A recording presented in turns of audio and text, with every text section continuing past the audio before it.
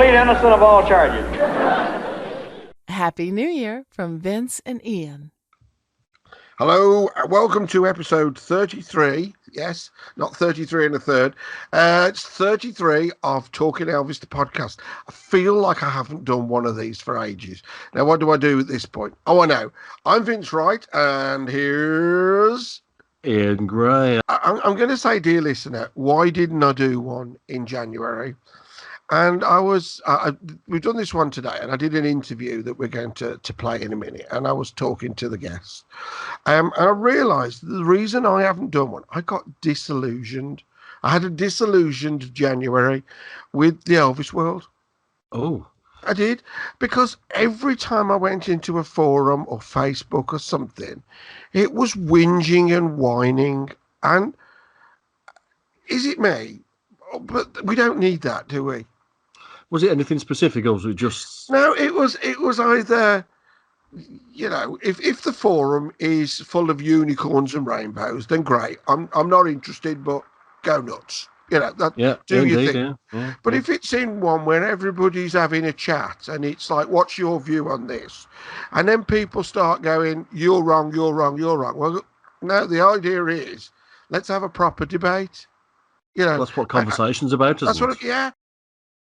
For the Elvis world, I think in our day, it was a social world. It was a get together. It was a group of people in a pub. It was sitting round talking Elvis. It was sitting there, and if you disagreed, you didn't have a punch up about it. You didn't start unfriending people. You just went, yeah, fair enough. It takes us back to our original idea for this show. We're not experts. We don't claim to be experts. We don't know everything. We don't buy everything. We like to talk about Elvis. So we are always talking Elvis. It's our opinions. Love it or hate it, don't mind. But you can't just shoot people down because they have an opinion.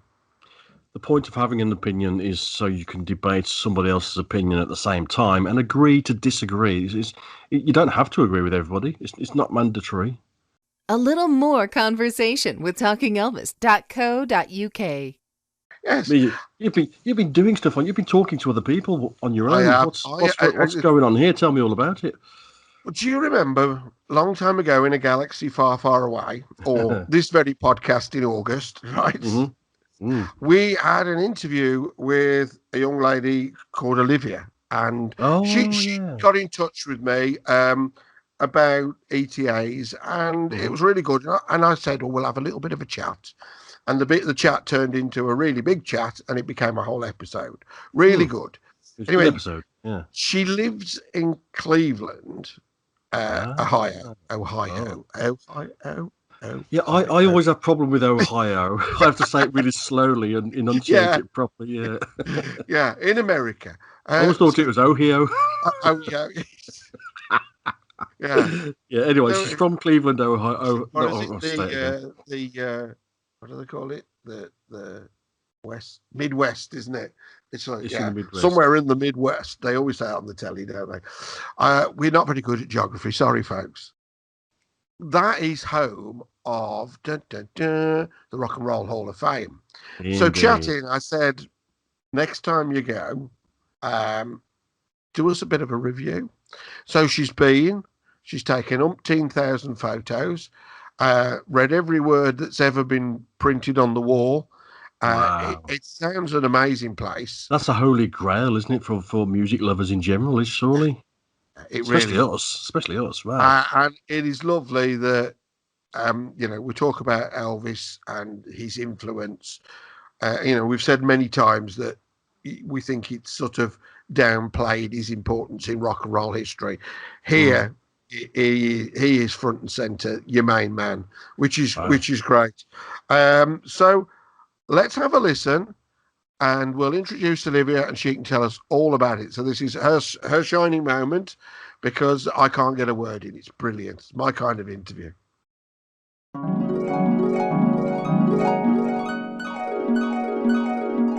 Right. So we are fortunate enough to have the Rock and Roll Hall of Fame, which I think everyone's probably heard of people being inducted into the Rock and Roll Hall of Fame. And the museum's kind of two parts in that way. So there's the actual physical museum that's located here in Cleveland, and then kind of as an entity, you know, a business that inducts musicians and performers annually. So what is the building? Is this in the city centre, or is it? It is. It's super cool. I'll have to send you a picture. It's actually, from the aerial view, it's made to look like a record player. So it's a big pyramid full of glass. It's a glass pyramid when you're inside of it. But when you look from an aerial view, it looks like a record player, which is super cool. So is that like the Louvre in France? Yeah, very similar. Actually, very similar. Right, yeah. And I thought it was kind of strange that it would be based here in Cleveland because we're not a big city. So I looked up kind of what the reasoning behind was, and I found it really interesting. A couple different cities did vie to have it in their city. But for Cleveland, our disc jockey, Alan Freed, was the first man Of course. Yeah, he coined the term rock and roll. And he was really big and heavily promoting the genre. So that was a really big deal. Yeah. And also DJ Bill Randall, they talk about the Pied Piper of Cleveland. It's not, How am I forgetting all that? Yeah. So he was also a big DJ in Cleveland who was pretty influential in, getting rock music up and running more up north. So and he introduced Elvis on the Dorsey show, didn't it? Was it? I believe you. I'll take your word for it. That's just, I'm just having a bizarre flashback there. Yes, Bill Randall. Yeah, and Alan Freed hosted the Moondog Coronation Ball, which was supposed to be the first rock and roll concert. So Cleveland is, kind of more notable than you would think when it comes to rock and roll. I'd forgotten that. I take my hat off to you now. That's the only place in the country it could be. Yeah. The place to be. So like I was saying, there's exhibits and then there's inductees. So each year they will induct, musicians and stuff. So I'll talk very, very briefly about the inductees because, of course, Elvis has been one.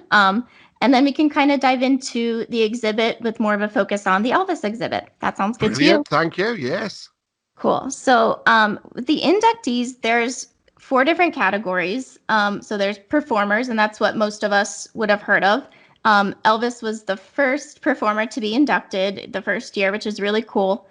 His award was accepted by Jack Sodden and George Klein, and they read a little note by Lisa Marie. So I thought that was pretty cool. Is film like that available there, is it? Yes, and it's available on YouTube as well. And it's really cool because the award is presented by John Lennon's sons, which is super cool to watch. That is cool. So Elvis was in the first class, they call it, kind of like a graduation class.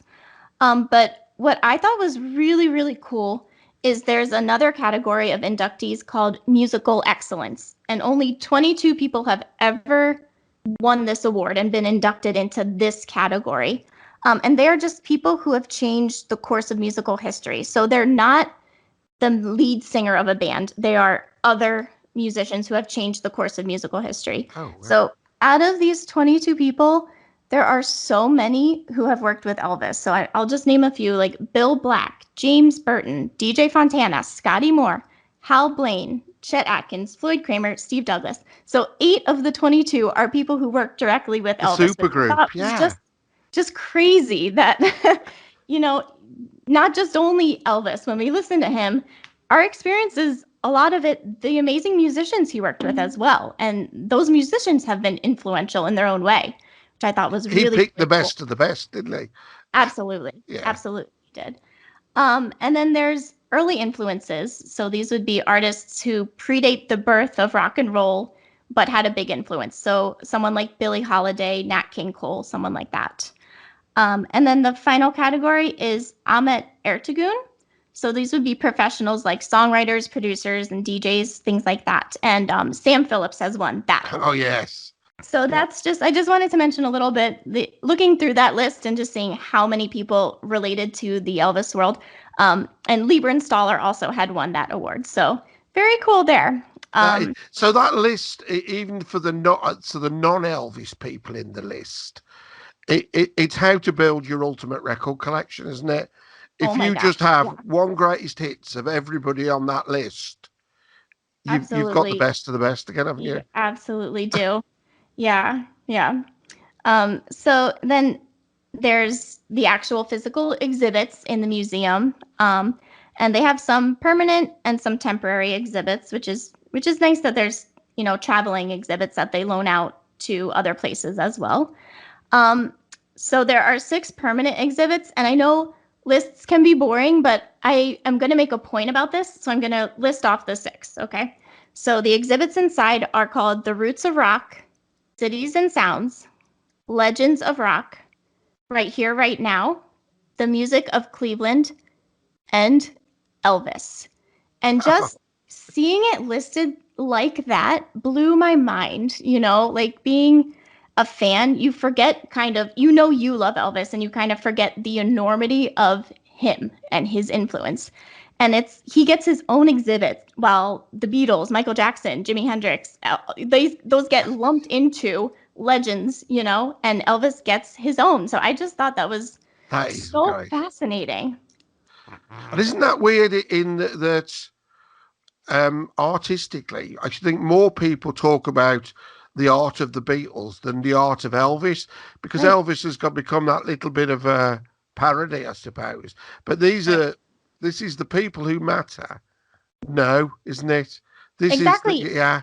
Yeah, it was not a museum by Elvis fans for Elvis fans. This is a museum created to educate on the history and the present of rock and roll. And so, no one was I mean, he is that important, and that is just so fascinating to me.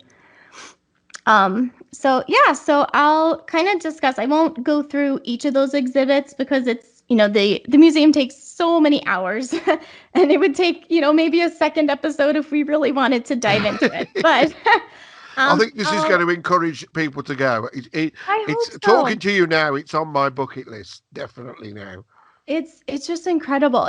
I've been more than once. You can never tire of it, really. There's always something new to learn when I go. So I hope everyone, if they're driving through the country, stops through and takes a look. It's definitely worth the few hours that you would spend there. Yeah. But so yeah, like I said, I won't discuss each of the exhibits, but I did want to touch on the roots of rock and then go into the Elvis exhibit because the roots is just a really interesting exhibit that talks about the prerequisite to rock. So it talks about a lot of gospel and rhythm and blues and country and folk and things like that. Um, and what was really interesting is they will have a picture, a plaque about one of these artists, and then next to it, a quote by a more well known rock and roll artist saying why that person was so influential. And that that comparison was really significant to me. And I thought it was really nice. I think a lot of people never think about what happened before rock and roll. So I really appreciated that they had that comparison of here are these early artists, and this is a rock and roll artist that you all love, saying, I wouldn't be here without that person, or even that type of music. So and that exhibit ends with a quote by Elvis about how Black artists have been singing and playing my music for more years than I even could tell you, and no one paid attention until I goosed it up. So I thought that was really cool because Elvis is such a notable person. Everyone's going to, you know, look to that and say like, okay, like this music really is important. This is valuable to look at here. And yeah, I thought, we know that he gave a lot of credit to his predecessors, but there is that general idea, I think, among a lot of people that people think he just stole this Black music and he never gave anyone any credit, claimed it for his own, and Yeah. he's a horrible guy for that. So I love that they put that quote in there for him that, he did absolutely give respect to his predecessors and completely understand their importance. He lived it though, didn't he? He was dirt poor and Mhm. lived that life. So, sometimes I think we're saying he has to stand up and say this, but it was just everyday normal, wasn't it, for him? It was Right. a gospel church down the road one day, to Beale Street up the road another day. It is so well. It's just the heart of it, isn't it? It is Right. the heart of everything. Right place, right time. Right. Yeah. And he could absolutely relate. Yeah. He didn't feel so different from them as someone looking back now thinks, you're white, they were black, you had no business performing their music. Like you said, he lived in that community. That was really a big part of his life. Yeah. Fantastic. So the exhibit kind of ends really interestingly here with some videos of Black artists performing songs that we might think of as more rock songs and we might put more together with a more popular white artist. So they have like Shake, Rattle, and Roll, but sung by Joe Turner, and, Oh. Little Richard performing Long Tall Sally, excuse me. And then it ends with Big Mama Thornton singing Hound Dog. And like, again, we kind of, I think as Elvis fans might forget that people have no idea that Elvis wasn't the first man to sing Hound Dog. So I think that I loved, that's how that part of the exhibit ended. And I just absolutely loved how much emphasis they put on those, precursors to rock and how important they were. So it's an archaeological dig, isn't it? Mm-hmm. You just go back and you keep scraping another layer, and you Right. go, who wrote that? And I love that. I've always gone, what song is this? Oh, Elvis recorded a Dylan song. So then Right. I discovered Dylan, and then And you who go, wrote oh, it? but the Yeah. Beatles, and then you go, well, the Big Mama Thornton, and then you go like that, and then this is where you just go back. Well, for at the moment, Spotify for me Right. is amazing, because I'm reading a book and then it'll reference something, and I'm going, never heard of him. Bang, Right. How many rabbit holes you go down. yeah, you can waste a lot of time. Or even learning how many songs Elvis sings that were like translated from another language. I never Yeah. realized that about like, Can't Help Falling in Love, very, very cool things to learn. So then it kind of moves right into the Elvis exhibit. And it really is super interesting. It starts out with news clips on TVs of different people denouncing rock and roll music, which is really, really funny. So they have like a DJ breaking rock and roll records on Oh yeah, air. here on KWK, rock and roll has got to go. Yeah, Right, I right. love And that clip. it's so cool. And then they have like Reverend Jimmy Snow talking about how like this is the creator of evil and blah blah blah, and just so cool. And then it goes on to clips from the 70s, 80s, and 90s. And I thought that was really cool that they kind of wanted to carry on that theme of like, the youths, I guess, music is always going to ruffle someone's feathers, and that's not going to change. It goes on for decade and decade and decade. I thought that was really, really cool. But isn't that what's right, isn't it? Is, when your parents were watching you watch a music program and going, that guy needs his haircut, he needs a wash. Yeah. And now you're older and you're looking at some of the modern music and maybe thinking, no, it's not as good as when I was a kid. Right. Yes. Yeah. When I was, younger in middle school, I loved like Eminem and Yeah. DMX. And I just remember my mom listening and being like, oh my gosh, this is so inappropriate. He's talking about killing his mother. Like you Yeah, can't. that's it. So yeah, it goes on, which is pretty cool. My son did all that, was Yeah. into all that, and then he got into Green Day, and I thought, I love this. Much better. And I sort of said, and I think that killed it for him because I approved. I'm going to turn that up a bit. We like American Idiot. Yeah. Right. It's just natural. Yeah. So the Elvis exhibit in particular is pretty interesting because they worked really closely with EPE to make the exhibit. So they have been loaned a lot of memorabilia and they switch it out every 2 years. So that's pretty cool that even for people who are local, you never really tire of what's in there because they're constantly rotating the stuff. They'll send it back to What sort of Graceland. stuff are we? I mean, are we looking at big items like a Cadillac, or is it Yeah. just a Oh, pair of shoes and a tie? I'm gonna get into it all. So, it kind of goes in a time sequence. So it starts off with just merchandise from the 50s, which is pretty cool. And like some 50s magazines with ads for how to purchase. So they have some like Elvis shirts and jewelry and hound love dog stuffed animals and all that really cool stuff. And then they do actually have some of his books.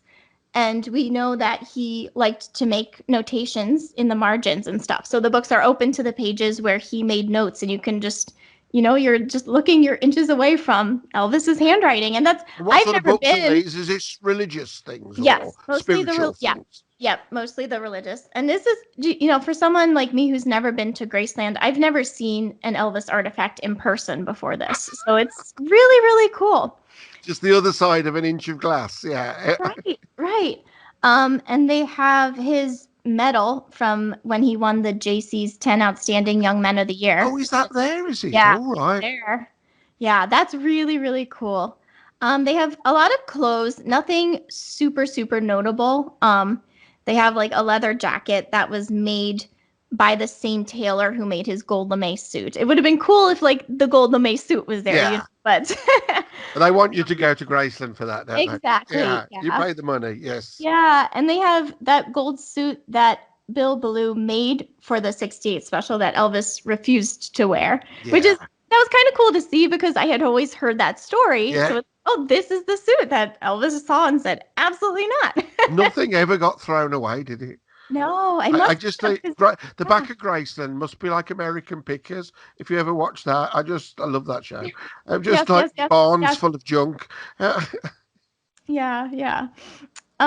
They have some artifacts from his 1971 engagement at the Sahara Hotel and Casino.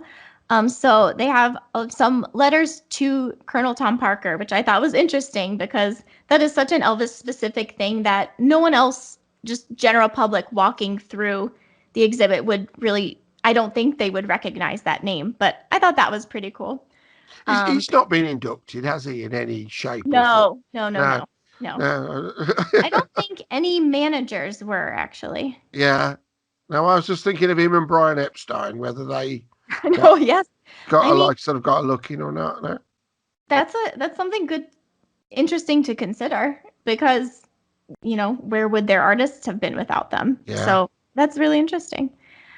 So yeah, lots of, rehearsal schedules and concert posters and things like that. I thought it was really interesting. They have the double-necked guitar that he used on camera in Spin Out. Oh. And the sign said he liked it so much that he bought that and the other instruments after filming. So I thought that was pretty cool. The biggest thing is they have that 1975 Super Trike, which is that three-wheeled motorcycle.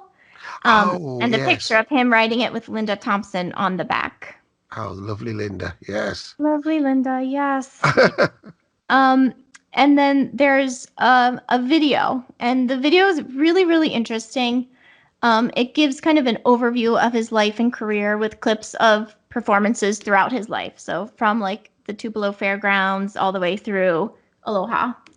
And then they have some messages by artists who discuss his influence on them. And the variety of artists really was interesting to me. So they had, B.B. King, but also they had Beyonce talking. And I thought that was so cool because her music just seems so different. Yeah, I've never heard her talk about him. Yeah, that really blew me away.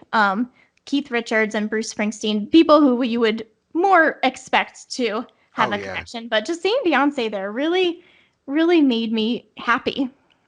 Yeah, I'd like to know. Yeah, I'd like to look at that more because that is you never hear her do that. But these things need to be out there more, don't they? They need to be, everybody that worships Beyonce have a listen to Elvis. Yeah, she has such a young audience that would be wonderful for her to say, "I'm an Elvis fan, guys, go listen to him." Yeah. He influenced X, Y, and Z that I do. That would be very powerful. Oh, yeah. But I did want to mention the video ends with American Trilogy. And so people, we've all been to museums and people pop in and out. I don't think anyone was reading every single thing like I was there. Thank you. But when American Trilogy started, the room honestly stopped. And it was so cool to see. Everyone just kind of stopped walking through and walking out. They just really listened. And it just gave me the chills because I can't listen to the song on a regular basis. It's too powerful. It really is. I It's can't something listen to special. it like on the way to see friends, on the way to work. I have to have a very special time where I would listen to this song, and just to see people who probably have never heard it just stopping and staring, and like, oh, it just gives me chills to remember that happening. And at the end, someone just started clapping, and then the whole room kind of clapped for Elvis, and it was just kind of crazy because I'm it filling just up. absolutely gave me chills because Yeah. I walked through this exhibit 2 years ago knowing absolutely nothing about Elvis and walked away wanting to learn. This is like the Rock and Roll Hall of Fame is the reason I'm an Elvis fan. So it was just so cool. I just wondered how many people around me that were here watching really had no idea, and then went home and maybe listened to a song, and maybe now are more of a fan. Well, I It's really suppose cool. that's it, isn't it? There's a lot of people there going to see Elton John's shoes or Bruce Yeah. Springsteen's guitar, Yes. and you just happen to get the Elvis thing for free. Right. Yeah.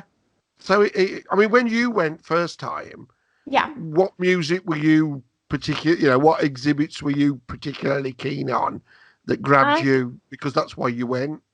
Yeah, so whenever I have out of town guests, I'll take them. But I have always just really loved the clothes being a girl.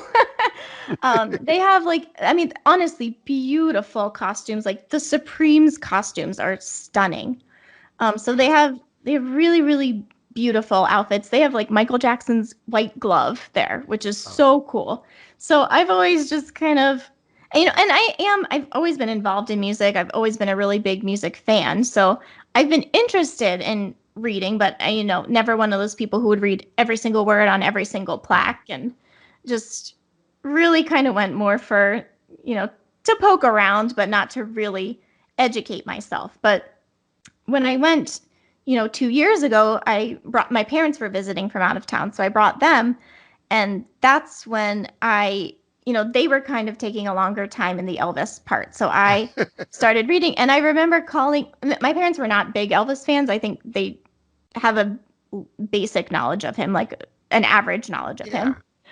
So I remember calling my dad over and saying like, oh, I had no idea he was in the Army. Did you know that? And my dad being like, yeah, I think I remember that. And just, I don't know, something about that. I was like, there's just so much to this man that I don't know. And it kind of clicked to me like, listen, like I've always liked really old music. I've liked music that my friends absolutely were not interested in. So I was like, why have I never cared about Elvis? It doesn't make sense. Like there has to be something more to him. Like he wouldn't be this huge if he was just jumpsuits and hound dogs. So I left with a really, strong desire to learn more. So that's why these exhibits are so important. They really just open your eyes to something new. So the Elvis section kind of ends there, but it goes right into cities and sounds that starts with Memphis and Sun Records. So we get a little bit more Elvis. A little bit more, yeah. Yeah. So in that's the Sun Records part is really, really cool. They have lots of his old records. And then there's a contract. So, okay, I'm going to ask you a trivia question if you don't mind. No. No? I'm going to look so stupid. Go on, have a go. Okay. I can always edit it out. We'll ask the listeners. The listeners can fill in the blank. Okay. So there is a contract between Elvis and Sun Records for July 30th, 1954 for 6:30 to 9:30 p.m. So do you know what a contract for that would have been for? So it's why no? No? Okay. So this is super interesting. This was the concert at Overton Park Shell. Oh, cool. Yeah. First live professional appearance. I just thought that was so interesting to see the actual contract there. And then they have another contract, and you get to see his signature right on there. It's super cool. Another contract for November 15th, 1954, from 7 to 10. And from looking online, it seems like this may have been the recording of I'm Left, You're Right, She's Gone. But that doesn't match up with what I found in Ernst Bjornstein's book. So I'm not exactly sure, but some type of recording. Yeah. Yeah. I would stick with Ernst as the Yes. fountain of knowledge. Yes, I So trust him. yeah, I trust him completely. Yeah. So I'm not sure exactly what that one would have been, but some type of recording session, I think. And they're both signed by Elvis and Sam Phillips, which is really cool. And he was paid $82.50 for that recording session. And then there's a really cool telegraph from Scotty, Bill, and DJ. It's really, really short, but very sweet. So I thought your listeners might like to hear it. So it says, Elvis, in grateful appreciation and heartfelt thanks for having the opportunity of working with, to us and millions the world over, the greatest in every way guy in the business. To put it in our trade vernacular, to know him is to love him. Elvis, we know you. Gratefully, Scotty, Bill, and DJ. I thought that was just the When sweet was that little one? note.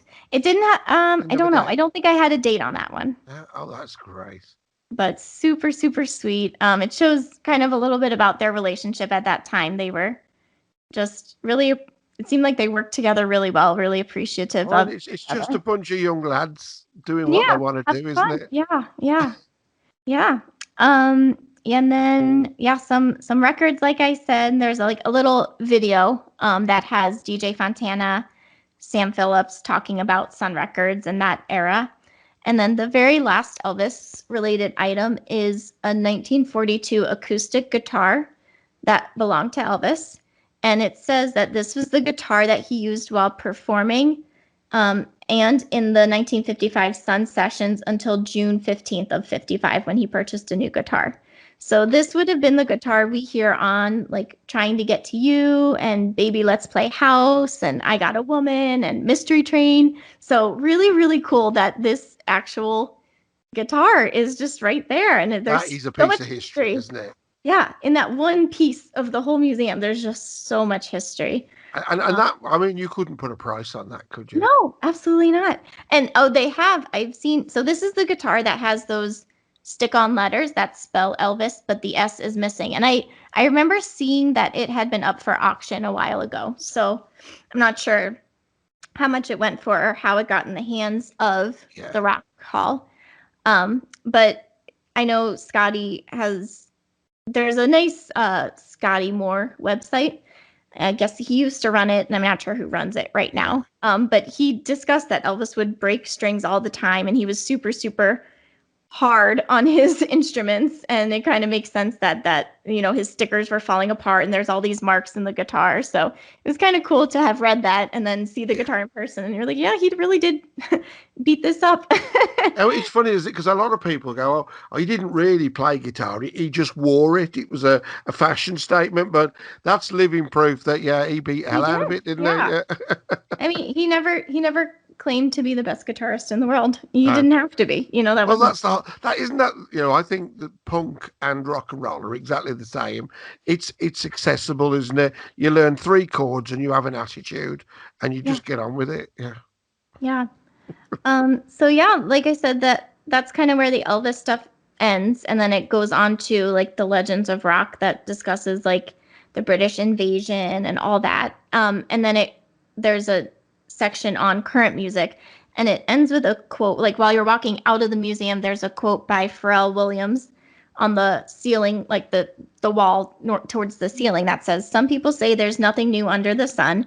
I still think that there's room to create." And I thought that was such a beautiful way to end the museum and really following that underlying theme of evolution. We started with the precursors. We went all the way through Elvis, all the way to current times, and just leaving knowing like there is still room. I thought that's just what I absolutely love about this museum, that that theme of continuation and evolution. Yeah, it's never going to be finished. It's right. Yeah. And I think it's interesting that somebody like him will be interesting to see in 50 years' time. Will he be remembered, or or will they have to update that bit in 5 years' time because he's ancient history and not a one-hit wonder, but not in the league of perhaps some of the Well, other, yeah, and So I that'll was be interesting of who's flavour of the month now. right, Will and I will was they be flavour of the month forever? sorry, yeah, I was glad to see that they included him, and I know a few years back there was a really big controversy because Tupac and Notorious B.I.G. were inducted. And there was a lot of pushback of people saying that they are not rock and roll musicians. And they're not. I don't think they would put themselves in No. that category. But maybe like Rock and Roll Hall isn't the best It's name for what this popular culture, popular music, right. isn't I it? think the museum has a misnomer, but I think they absolutely do align with what the museum is trying to do and the message about evolution, and Tupac and Biggie both, they studied jazz. They have a lot of the influence that those rock musicians we love, like Elvis, did too. And, if we're going to allow someone like Elvis to be influenced by this music and we respect how he changed it, why can't we allow Yeah. someone like Biggie to hear the Yeah. same music and interpret it in his own way, And it's And your opinion of whether you like it or don't like it that's the best, isn't it? Because you can be surprised, can't you, when somebody does something and you go, wow, I never realized that was him. right. Or, yeah. So I think that is really good. So the exhibit, I looked it up today, $28 to get in. So it's a fair price, isn't it? Yeah, yeah. Yeah. I think that, for what you've said there, you're getting a lot for your money. It seems like it. Yeah. I mean, it's like I said, I've never been able to go and read every single thing and leave. It's just too extensive. You would have to take a couple trips to really soak it all in. Yeah. So it's wonderful. And like I mentioned, I didn't even get into the details of the other exhibits. And then there are those temporary exhibits. So they kind of keep up with the times. So the past one was called Voices of Rage, Hope, and Empowerment, and they put that exhibit together right after there was the whole Yeah. George Floyd outbreak here, and how it discussed how people channeled their anger and their wanting to make a political statement through music, which is really cool that they just put this together so quickly and made an exhibit about that. And it Yeah. focused on like Marvin Gaye's What's Going On, and talked about a lot of past songs that have done the same thing, that this is how we use music to deal with our upsetment and stuff, which is so those temporary exhibits are really valuable as well. I think that's great. I think, sort of on the Elvis topic, I always think In the Ghetto and If I Can Hmm. Dream are underrated in Yeah, that, because they are the statements, aren't they? They are of its time. I mean, Elvis right. says, I'm just an entertainer, but those two are telling it like it is, aren't they? Yeah. I mean, how many times over just this past year with everything that's been going on have we listened to If I Can Dream and just kind of use that to get through? I know I Yeah, have. yeah, I yeah. know I feel like I I always relate to feel that that song. that is a better song than John Lennon's Imagine, but everybody always plays Yeah. Imagine. Well, I go, well, hang on a minute, put If I Can Dream on instead. A bizarre thing at the Olympics 2012, they did a Mhm. lovely montage on the TV, and I re-edited it and put If I Can Dream on instead. Oh, beautiful. And we used to do an Elvis event at the time, and I showed it on the big screen, and people were in tears. It was great, I bet. because it was so powerful, and you just think I can't even remember what they originally used on the TV, but as soon as I watched it, it was that sort of the whole world uniting, and everybody winning these medals, and it was just so good. I'll have to dig that out and put it on Facebook or I something. think everyone would love to see it. Yeah, and What about that? it's a shame that he kind of shied away from doing more of that. And kind of surprising because in the Ghetto was a big seller. So I would have thought that would be enough to convince, Colonel Parker that, these songs do make an impact. People do want to hear them, but unfortunately not. We've got what we've got. That's the trouble, isn't it? Yep, that's true. Yeah. So But I'm that's pretty definitely much up the for going. extent. I highly recommend it. Like I said, I mean, there's not a ton going on here in Cleveland, so I wouldn't come just to visit. But if you're ever driving through, or we're pretty close to Chicago, which is another fairly big city. So you can make a little northeast Yeah. kind of loop over here, Midwest loop over here. No, I think it's definitely going to have to be on the list. And do they get you at the very end with a gift shop? Of course. And I've scoured it for Elvis stuff. They don't have most of their merchandise is based on that current year's inductees. Oh, right, which is cool. But then they have some general stuff as well. Of course, they always have Beatles stuff available and everything like that. Yeah. I just love the thing. I mean, I haven't done Graceland since the 80s. But a few years ago, for my 50th, we all went to Liverpool, and we had a weekend there, and we did all the Beatles museums. Oh, fun. And they had a Beatles and Elvis exhibit on at the time, just coincidentally. Oh, how cool. So we had an amazing time there, seeing it. So I love doing this sort of thing. Yeah. Your episode when you guys traveled to, was it Denmark? Denmark, yeah. That sounds just so fascinating. If I'm ever out that way. Oh, yeah. I mean, you've got the real one on your doorstep. Right. I'd go there first. Right. But yeah. I mean, that was the joy of last year. I was supposed to go to both, and I only got to the one. But but maybe next year, because it's certainly, I've not even booked Memphis for this year because I just have no idea what's going on. It's too risky, yeah. Yeah, so maybe 22, but maybe 23. I don't know.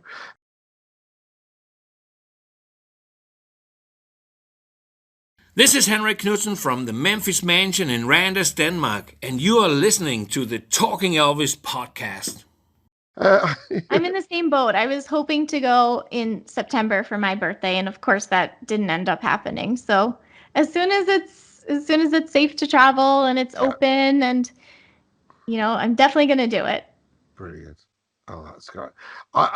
You've painted a glorious picture there. I just want to do it. Do you think overall, is it tastefully done? It's not cheap and tacky. Is it quality all the way?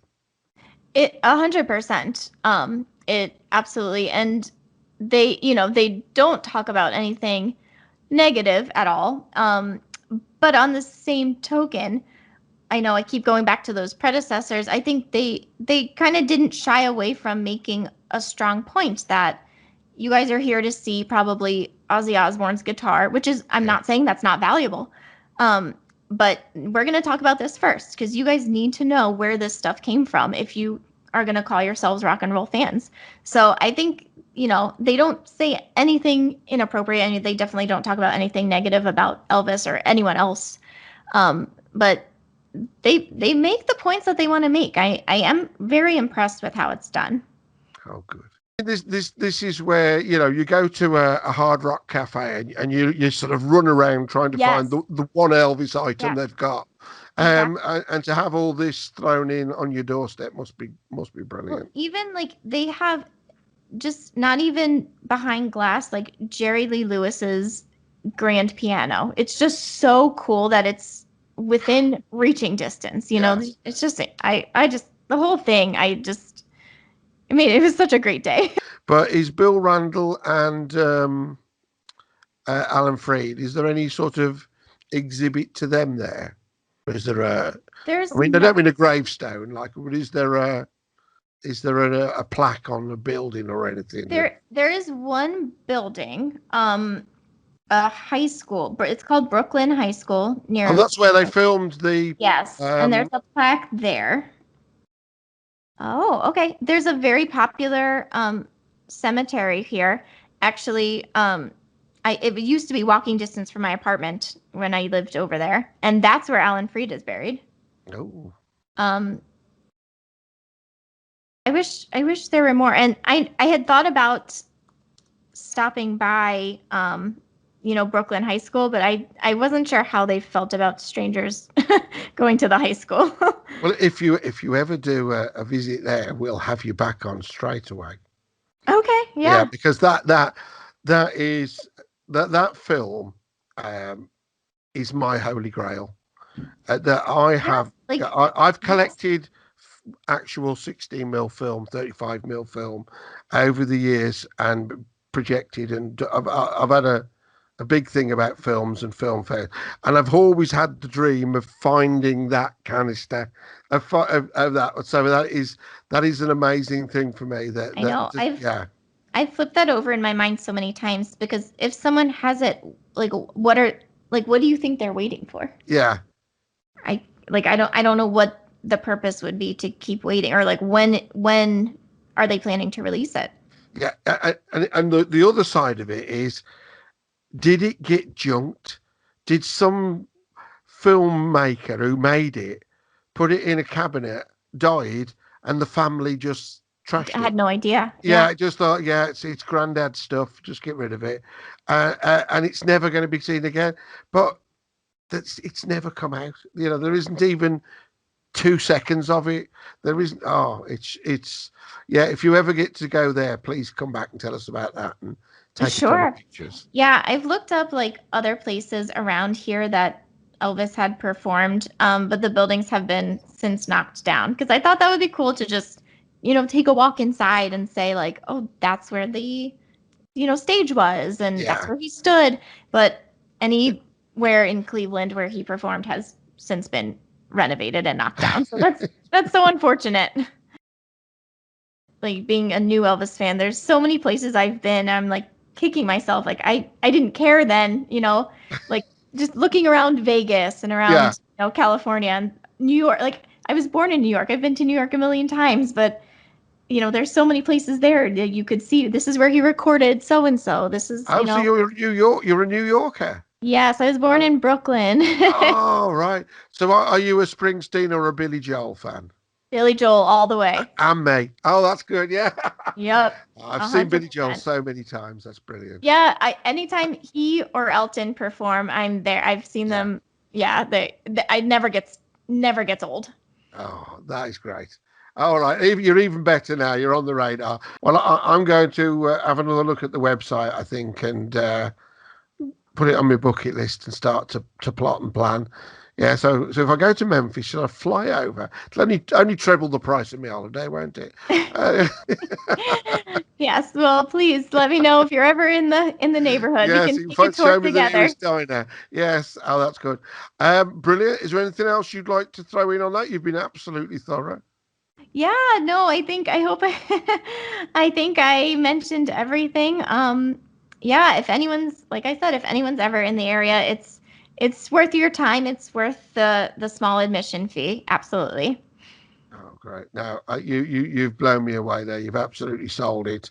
I shall send a link of this show when it goes out to the museum and tell them that they need to pay you lots. Right? You've done an amazing advert for them. Oh, good. That's brilliant. Thanks for doing all that. Thank you for having me. I'm over the moon. If you see anything else you want to do, give me a call. Perfect. And you've inspired me to get back going again. So I'm not going to be such a grump. I'm so glad. I recorded with Jamie K yesterday, and she was talking about you. And hi guys, this is Jamie K from the Jungle Room podcast, and you're listening to Vince Wright and Ian Gray on the Talking Elvis podcast. Oh, lovely. Yeah, it was so nice to talk to you. And it's weird because it's, what is it, 11:30 at night? Oh my gosh, you poor thing. You're going to be a mess at work tomorrow. Well, do you know, the sad thing is I've got no work tomorrow. Well, the good thing, I've got no work tomorrow. Good. So I'm actually feeling pretty good now. I'm still buzzing. I'm going to go off and I shall probably have a drop of special and watch a film. Yeah. Perfect. So I'm going to get up in the morning. So you've got a good evening ahead of you now. Have one for me. And I'll see you soon. So that was that. Wow. It's good. Sounds a good place, doesn't it? And when somebody out talks you, it's quite an achievement, I have to say. She's great. Yeah, and I love this is the new fans as well, and I forget sometimes that that I see people on Facebook or whatever, and they've got 3 or 4 albums, and you go, well, that was me once, and I forget that was me. Yeah. It was. Oh, well, I haven't bought Air 'Em Scare 'Em yet. I haven't bought Girl Happy yet. So I forget that world, and then it's great to see somebody younger. And I really like in the interview that she'll bounce from Elvis to current music and back again, and she just sees it all as just music, And that's the greatest thing, isn't it? Yeah. So well done, Olivia. Thank you very Brilliant. much. Superb. Yeah. I think me and you are going to have to save our pennies, and we're going to have to go, aren't we? Absolutely. I mean, Talk about the good times with Talking Elvis. We are sticking with the Elvis podcast as and when, and when we've got something decent to say rather than just waffle for nothing. But we might be having a spin-off show. Indeed, yes. We've got already subjects in the pipeline. Yeah. And we won't say too much about them at the moment. I think we'll have a launch when we're ready. Yeah, so watch another this podcast we're hoping to do as well, so that we don't just get tired and sort of do topics for the sake of it. We want to talk Elvis when there's something to talk about. We want to freshen things up. It's always good because there is a ton of stuff to talk about, and let's face it, over the years we have done. So again, it's along the same sort of principle as Talking Elvis. It's two guys sitting in the bar talking about all sorts of stuff, and we're just going to record it. Yeah, I'll drink to that. Excellent. Cheers. Hi, guys. What's on the show next week? We're not sure what the next topic will be. I've got a bit more moonlighting to do with a fella who's just about to publish a new Elvis book. More on that when I get the details. That should be the end of the month. Excellent. So that may be the next show. But if we get inspired, then we will drop in as usual. So we're going to say a very happy 53rd birthday to Lisa Marie Presley, and hope she had a really nice day. Yeah, after a bit of a crappy year. Yeah, she's had her trials and tribulations, But if she's listening, if you want to come on and do a show, just pop in. We'll let you. Absolutely, yes, indeed. Yeah. Any other news and views for the punters now? No, I mean, if you're looking for something to read, I'm halfway through the Todd Slaughter book, Elvis and More: The Spoils of War. Todd Slaughter, of course, for those not living in the UK, was the leader of the Elvis Presley fan club UK since the dawn of almost since the dawn of time, and he's written a book. So I'm halfway through that. So there's one possible. And if you've got any ideas about what we should talk about with Talking Elvis, then please do let us know. Great stuff. See you all soon. Bye. Find us at www.talkingelvis.co.uk or Facebook or YouTube or Spotify. In fact, any place you get your podcasts.